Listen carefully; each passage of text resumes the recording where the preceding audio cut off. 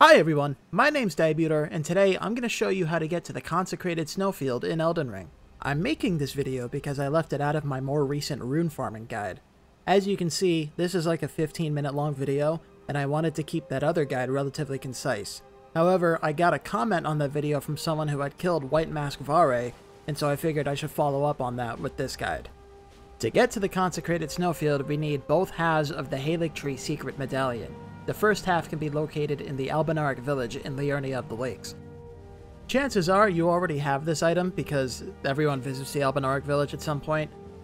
You get it from Albus, and he's really not very hard to find, but since this is a more beginner-oriented guide, I figured I should show it anyway. So as you saw from the Stormvale Castle rear exit, we just follow the cliff to the west, and that takes us down here to the Albinauric village. Once you come in from the Site of Grace, be careful of this depraved perfumer. It does a lot of damage with those spark aromatics. But just head straight ahead from the Site of Grace, and you'll find this ominously glowing vase. And when you hit it, it turns out to be Albus in disguise. He can talk to you. He says a couple things to you, but I like to just kill him. It's faster, and he dies either way, so it doesn't really matter. This next bit is optional. I didn't show it in this guide because it's not necessary to get to the snowfield, but also on that cliffside there's a little entrance to a cave, the Lakeside Crystal Cave, and there's another Albinauric you can talk to in the Slumbering Wolf Shack that you can get to after completing that cave. She has a quest that also centers around going to the Consecrated Snowfield, and if you go to the snowfield before talking to her, then you miss her quest, so you probably want to talk to her. Anyway, so after that, we need to kill Morgwyn. He can be found in Lanedell, the royal capital, in case you don't know. Upon killing him, we first of all need to look at his Elden Dong. I just thought this was funny, where his corpse ended up, looks like. But anyway, so you talk to Melina at the Site of Grace here, and she gives you the Rolled Medallion. And so in case you don't know how to get to the Grand Lift of Rolled, you can just go down the big road in the middle of Lanedell. Go through these big-ass doors, through this little ashen area.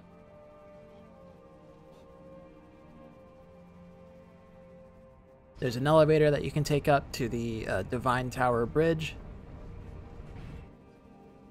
Unfortunately, this bridge is long as shit, and you can't use Torrent on it for whatever reason.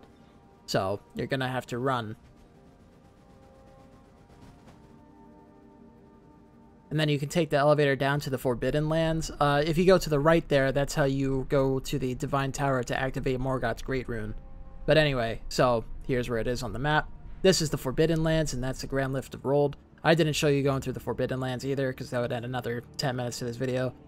But essentially, you come up the Grand Lift of Rolled using the Rolled Medallion, and then you head through the beginning area at the mountaintops of the Giants. There's like a big wall here, and that spot that I just showed, there's a golem that shoots arrows at you, so don't get knocked off the wall where you're crossing it.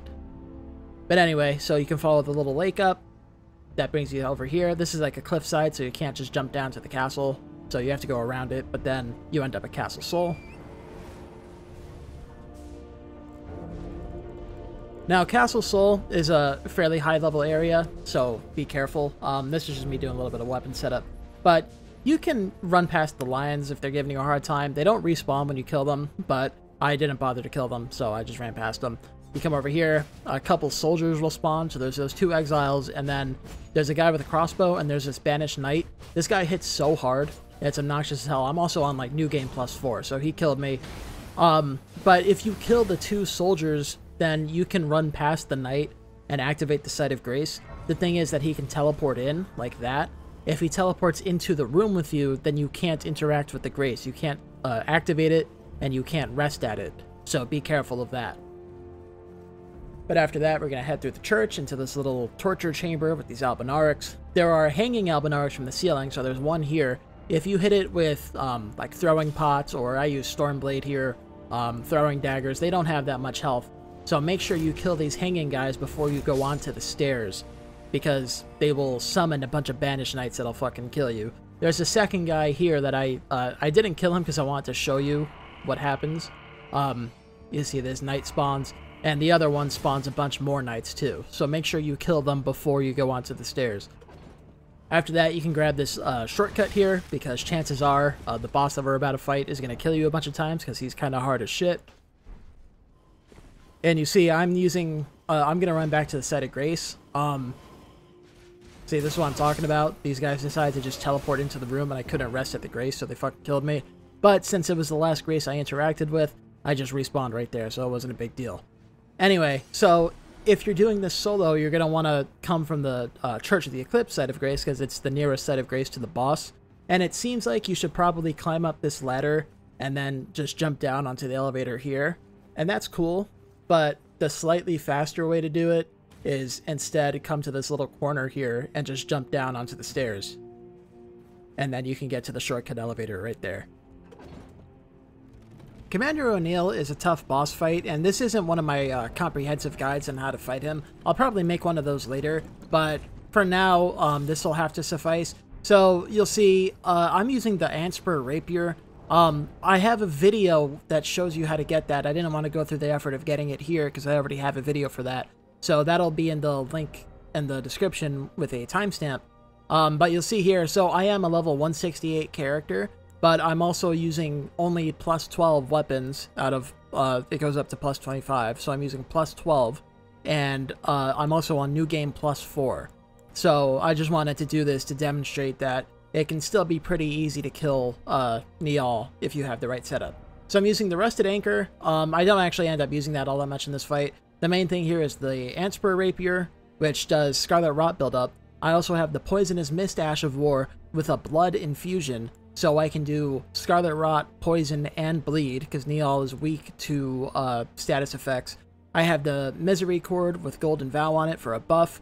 I have the Rusted Anchor with Lightning, and with a Lightning Infusion and Wild Strikes on it to kill Niall's minions, as you can see, because they are weak to pierce damage. I have the Spirit Talisman to enhance my pierce damage. I've got Millicent's Prosthesis and the Rotten Wingsword Insignia just for multi-hit bonus, because that's what I like. I've got the Stamina Talisman for better stamina regen. Fan Daggers so that we can hit Niall from a distance when we have to dodge away. Freezing Pot so that I can inflict the other status effect, which is Frostbite. And then I didn't end up using the Bewitching Branches, but they can be used to bewitch his minions and make them fight on your side. They're pretty tough, so if you use it at the very start of the fight while they're spawning in, it can definitely give you like an advantage in the fight, but I ended up not using them here. And then in my Physic, I just have the multi-hit combo tier, because again, that's what I like, and the charge attack tier, which I didn't use very much. So before going into the boss room, we use our buffs, Flask of Wondrous Physic, Golden Vow, and you can add other buffs if you want to. There's a transition there, but I'll show my weapons at the end to show you that I did not, you know, do some editing trickery here.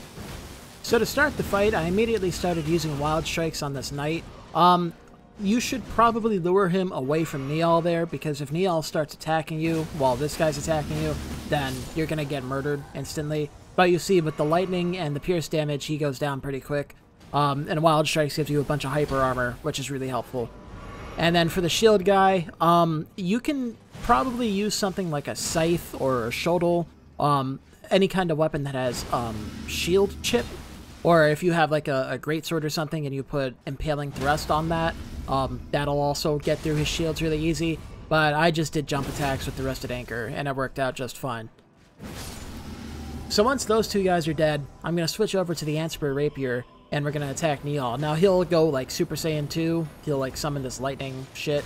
So while he's doing that, you should throw Frost Pots at him, hit him with the Frostbite. Now he'll take more damage for 30 seconds, and it also takes a chunk of his health off. So when he jumps up in the air, after you dodge his attack, and you see when he jumps up in the air, there's like a delay before he falls back down, so you have to get used to that short delay before you dodge. If you dodge too early, he'll hit you. But afterwards, you want to dodge to the left, so that's your left, when he does that attack. And here, partway through the fight, he'll usually do this attack, and then afterwards, it leaves him open for a whole bunch of hits. So that's a great time to proc Scarlet Rot and bleed on him. If he lifts his leg up to do a kick, again, there's a delay on it, so make sure you get used to dodging that. But you see, so when he does his jump attack, I roll to my left, which is his right arm, but that's my left. And that way, he'll always do like a stab with his halberd, and it'll miss because you're behind him. But other than that, just keep hitting him. You know, if you have to dodge away from him, or if he does an attack that ends up taking him further away from you, you can hit him with the fan daggers to maintain his poise damage, so that you can get a poise break more easily. Other than that, though, once you've got the rot and the poison on him, that does like 30% of his health, and then you just have to hit him with a couple bleeds and maybe a couple frostbite procs, and he goes down pretty quick. You can see here, I could just start running away from him and just let the poison and the Scarlet Rot kill him, you know, but I wanted to make this a little faster, so I kept attacking him.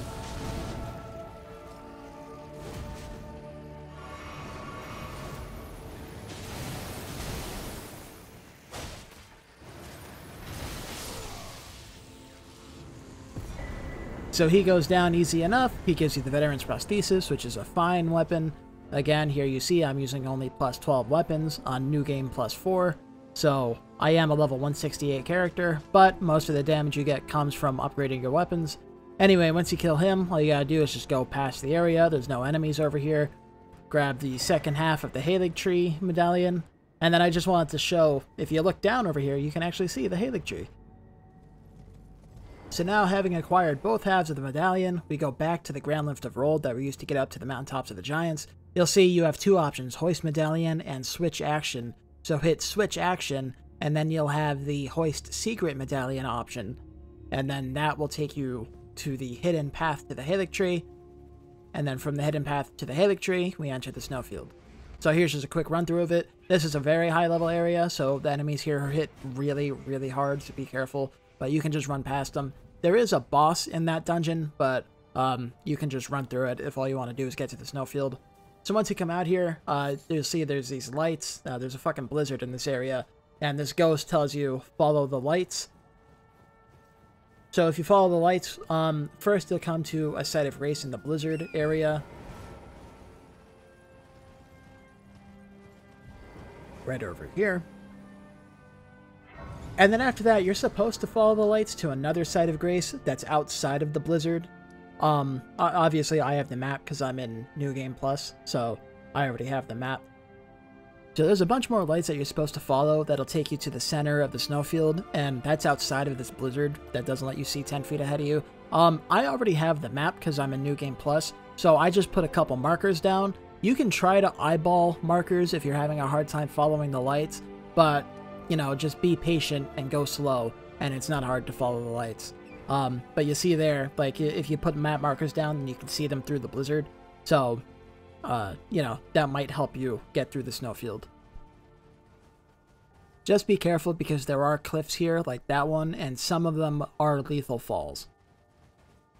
You just head north, and it'll take you out of the blizzard where you can see what you're doing, and then you can grab a site of grace over here. By that big-ass tree, that's the map marker. I didn't go to pick it up because, obviously, I already have it. So here on the map, we see the inner Consecrated Snowfield, and then that tree thing is where the map marker is, so go get that. So we're heading to the west. You'll see, I'll probably put an overlay here to try to circle it. There's like an enormous log that's like facing down and to the left right there. Just below where that first marker that I put is, the southernmost marker. I'm not sure if it was the first or not, I wasn't paying that much attention. But we're going to the south marker spot there, not the north marker spot. I wasn't sure which one it was. There are really high level enemies here, like the lightning balls and shit that'll kill you, so be careful of that. Once you come to the tree line, not only are there a whole bunch of giant bears in this area, but you also get invaded, which is what kicked me off a torrent here. So this log is what I was talking about. You can see it right there off in the background. But yeah, so we get invaded by the Sanguine Noble. He can be pretty tough, especially since he has dual Reduvias and he does a ton of bleed damage. But I like to just use a Great Shield with the Shield Crash Ash of War on it. And if you give it like a bleed infusion, or if you have a blood passive on the shield, so that's like the Spike Palisade shield or the Briar shield, then you can just stun lock them with Shield Crash and build up a ton of bleed and kill them real fast. Anyway, so after that, come over to the giant log, and you'll see a teleporter to Mohgwyn Palace. Once we take the teleporter, we'll be inside this dark little cave. There's no enemies inside this cave, so It's not like dangerous, it's just dark. And then once you come out, you're at Mohgwyn Palace. So you can get on Torrent here and then just follow the cliff a little ways down. You can jump down onto this little archway thing. And then after that, we're at this Site of Grace, and this is the rune farming spot that everyone uses. So yeah, this is a more difficult way to get here than by following Varre's questline, but if you don't have access to Varre because you killed him or whatever, then, you know, this is your next best bet. If you found that helpful, please leave a like and consider subscribing, and I'll catch you later.